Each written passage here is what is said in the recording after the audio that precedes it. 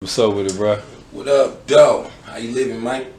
Introduce yourself, let the people know who you is. What's happening? It's the God, YC Bey, B-E-Y. You feel me? YC Bey, that's me. Yes, Tap in. sir. Let the people know who Paker-Bey is, man. Hey, YC Bey, the living legend, the God, hustler of the year 5 times in a row, entrepreneur year round, a visionary, a righteous intent individual, applying major pressure on a daily basis. Say all of the above. Everything, up. You hear me? Yeah. Real talk. You say applying major pressure, man. Like you really been out here grinding, bro. And like as far as like, I'ma say, I know you doing movies like recently. You do movies and you doing music, but I met you initially on a music tip. Right. You know what I mean? Right. Like I met you out there in Ferguson at the Family Dollar. You right, at the right, time you was promoting your. He said, "Damn." You was promoting your. I'm lit. That's I'm way lit. back in the You hear me? Damn. That's the CD you had. You just put it. I think that was the only song on the CD. Right. I'm lit. And I be grinding like you saw me grinding in the streets and the elements. On me. The heat, cold. It was hot too. It was hot. a hot ass summer. Okay. It was a hot ass summer. Well, I used to be out there when it was cold, you know.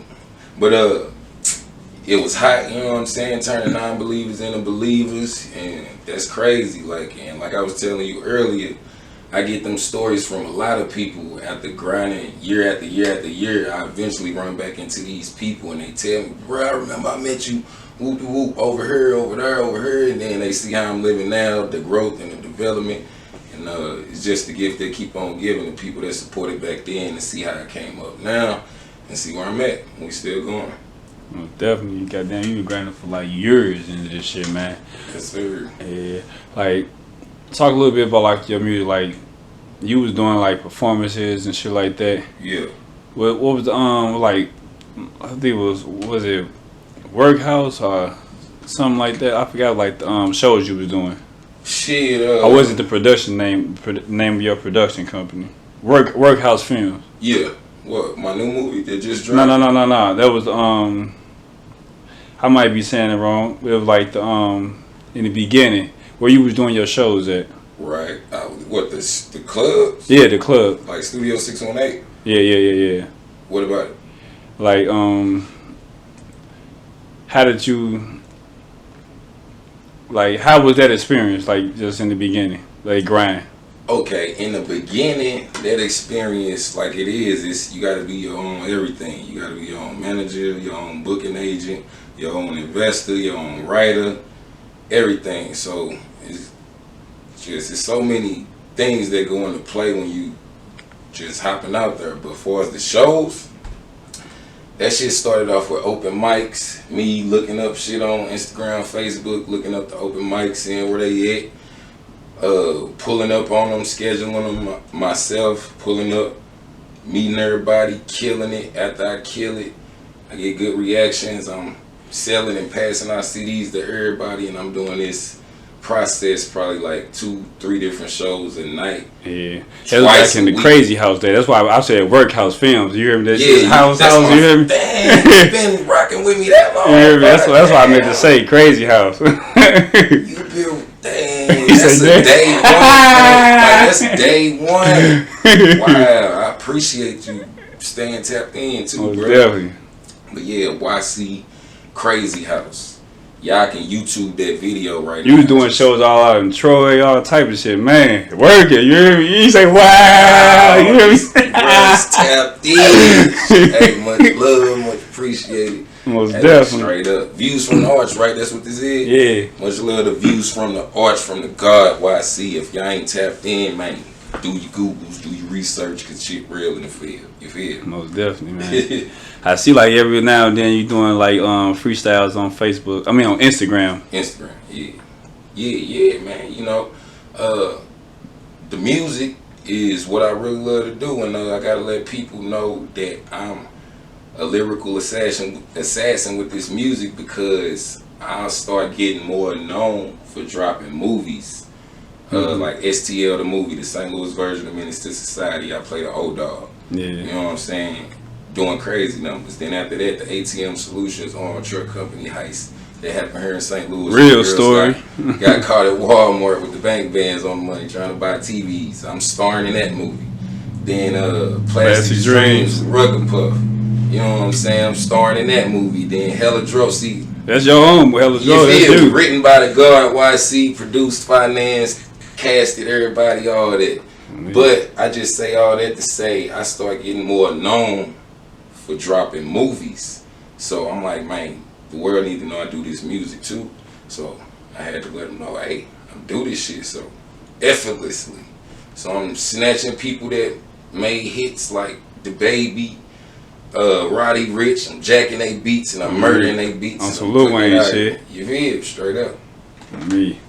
Think like recently you made like a Black Lives Matter tribute or something like that. Yeah. And the crazy thing about that, that's called Power to the People. Mm-hmm. You know, I did that for New Year's for this year.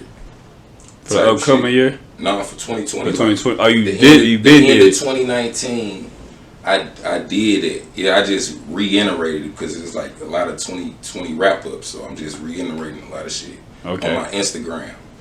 But the crazy thing about that, some compelled me to write that for the new year, and right after that, the George Floyd shit happened. It's like perfect time. If things happen at the right you hear me? Things happen at the right time. Wow, it was wild. And then what I said in the Power to the People when I was like, yeah, they got, like I was talking about the hospitals give you meds, but they won't give you the truth. Yeah, they got the cure, but they ain't gonna give it to you. And I said that before COVID. And then COVID here, it's like, damn, I'm prophesying in this bitch. They play important to like the Medicaid and like having real like health insurance. Like that shit matters. Like you say, if you got Medicaid, like, they got the medicine. They ain't finna give it to you because you can't even afford it. You know what I mean? It's real, bro. For real. And you know, that shit ain't really meant to cure you. It's meant to treat you. That's it. It's a band-aid. It's about money. They don't. If they cure you,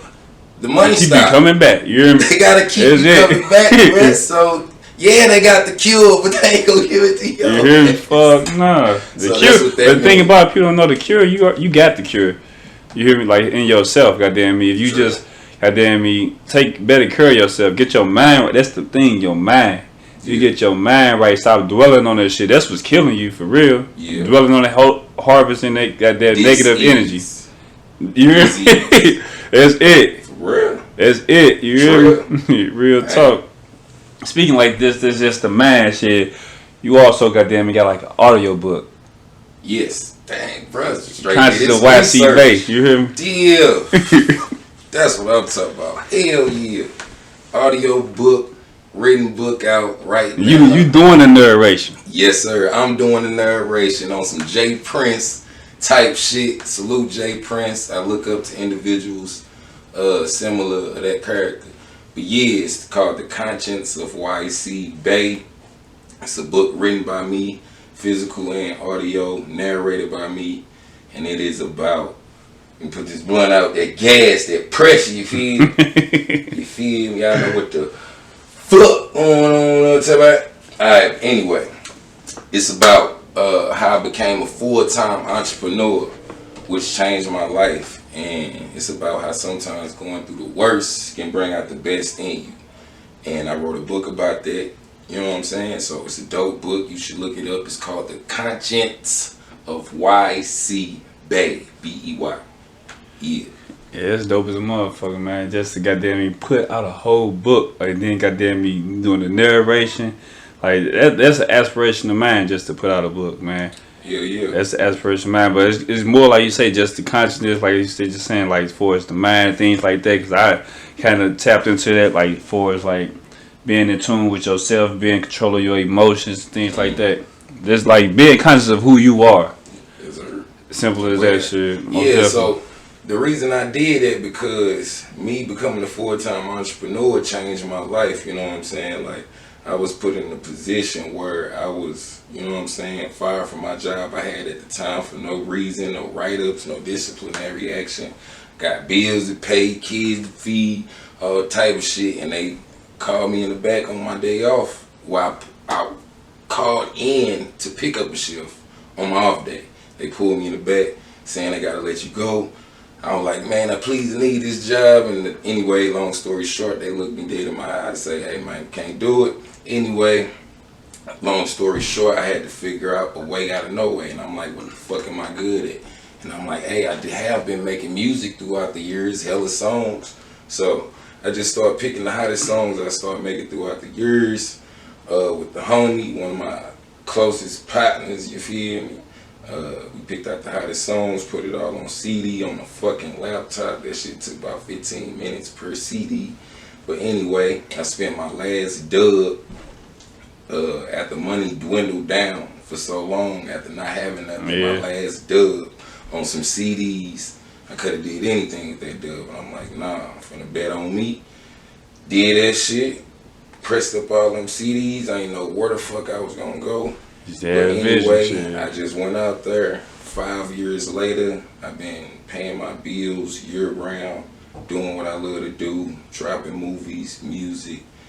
And that's why I had to write that book, because ain't no better feeling like being able to pay your bills, doing what you love to do, and nobody can fire you. That's the American dream. That's the American dream. Can't be fired. So it's the gift that keep on giving, and as long as you a righteous intent person, constantly applying pressure, you're gonna get what come with it.